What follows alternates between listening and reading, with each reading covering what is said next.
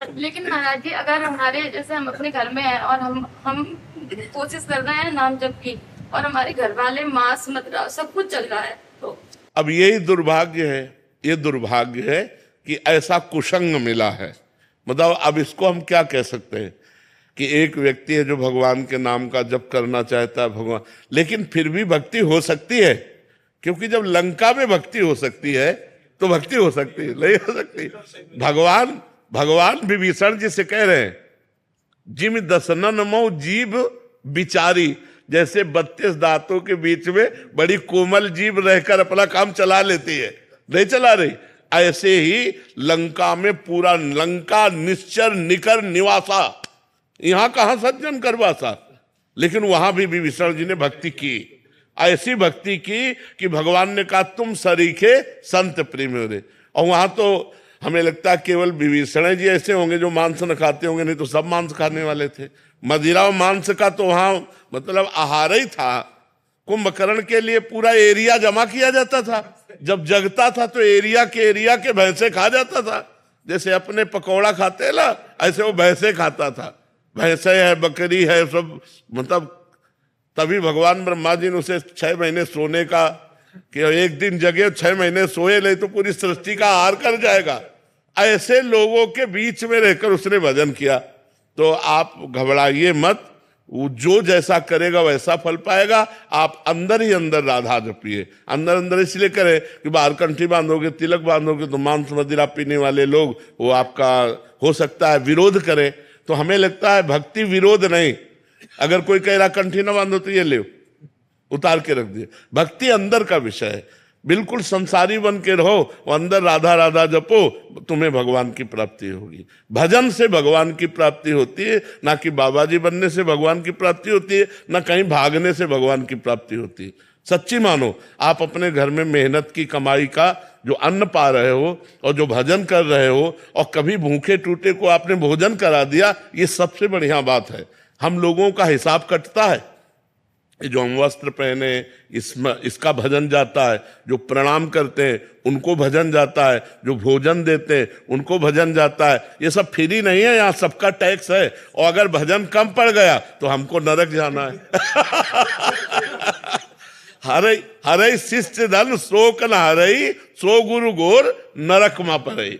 अच्छा, आप इस भागवतिक टैक्स से बचे, मेहनत की कमाई से कपड़े पहनते हैं, मेहनत की कमाई खाते हैं, और अपनी मेहनत की कमाई दूसरों को भी दे देते हैं। गौ सेवा, संत सेवा, आए हुए अतिथि की, भिक्षुक की सेवा। तो गृहस्थी धर्म बहुत बड़ा है।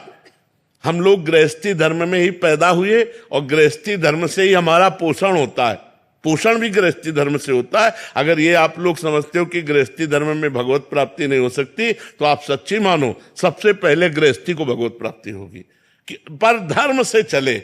अब पराई बहनी बिटिया से गंदी बातें करो, शराब पियो, मांस खाओ तो नरक जाओगे। चाहे और अगर अच्छे आचरण करोगे, 4 रोटी अपने से बचा करके गौ सेवा, संत सेवा में दे दी, तो वही तुम्हें भगवत प्राप्ति कराएगा। खूब नाम जप करो, कोई परेशानी नहीं। कहाँ भाग के जाओगे? आज हमें एकांत बता दो, कहाँ एकांत है? कहीं एकांत नहीं बचा। हिमालय में भी चले जाओ तो वहां भी लोग आजकल जो है जहां भी एकांत समझते हो वही शूटिंग शुरू है। हाँ, कि नाम पर जब करते हैं 10 मिनट एकांत में बैठ के, तो उसी टाइम पे पत्नी कुछ काम बता देती है, बच्चा कोई बात नहीं, तो उठ के खड़े हो गए और काम करने लगे, राधा राधा अपना काम करने के लिए चल दिए। राधा भगवान को एकांत में बैठकर भजन करने से नहीं मिलते, काम करते हुए भजन करना सबसे श्रेष्ठ बात है। झाड़ू लगा रहे, फावड़ा चला रहे, व्यापार कर रहे हैं, पानी ला रहे, कुछ भी काम कर, राधा राधा राधा राधा क्या जाता है? माले चलाने से भगवान प्राप्त होते हैं, भगवान सुमिरन करने से प्राप्त होते हैं। हम सुमिरन करें भगवान का, माला के बिना सुमिरन करें। गिन लो भगवान, तुम गिन लो, वो तो सब जान ही रहे हैं। तो खूब भजन करो और गृहस्थी में रहो, और ये जरूर करो कि अपनी कमाई का 4 रोटी का हिस्सा कभी किसी भूखे को खवा दो, कभी किसी गाय को दे दो, कभी किसी बीमार को 10 रुपया तुम्हारे लग जाए। ये बढ़िया परोपकार। परोपकार ये गृहस्थी में जरूर करना चाहिए, और नाम जप करना चाहिए, और भगवान के आश्रित रहना चाहिए। आश्रित का मतलब नाथ सकल संपदा तुम्हारी, मैं सेवक समेत सुतनारी। बढ़िया भजन है, कोई परेशानी नहीं, कहीं भागने की जरूरत नहीं। ये सोचने की जरूरत नहीं कि बाबा जी ज्यादा भजन कर लेते हैं। ऐसे किया ना आपने, ऐसे इसका भी टैक्स है, हमारा भजन जाएगा आपके पास। आप साष्टांग लौट गए ना, ये खुशी की बात नहीं है तुम्हारे पुण्य जा रहे। अगर भजन नहीं करोगे तो वो साष्टांग वाला पुण्य ले गया और तुम नरक जाओगे। बहुत होश की बात है कि ये कोई खिलवाड़ नहीं। ये जो सिद्ध पुरुष भजन में निरंतर लगे, उन्हीं से जगत का कल्याण होता है, वही मंगल होता है। नहीं तो एक एक का टैक्स है। जैसे भारत सरकार का हर वस्तु में टैक्स है ना, ऐसे भगवान का टैक्स है, हर एक चीज में टैक्स है। कोई तुम्हारे पैर छू रहा, कोई तुम्हारी बड़ाई कर रहा, कोई तुम्हें प्रणाम कर रहा, कोई वस्त्र दे रहा, कोई भोजन दे रहा, कोई धन दे रहा, वो सब भजन ले रहे हैं। वो हमारा सब भजन ले रहे हैं, कोई खिलवाड़ नहीं है।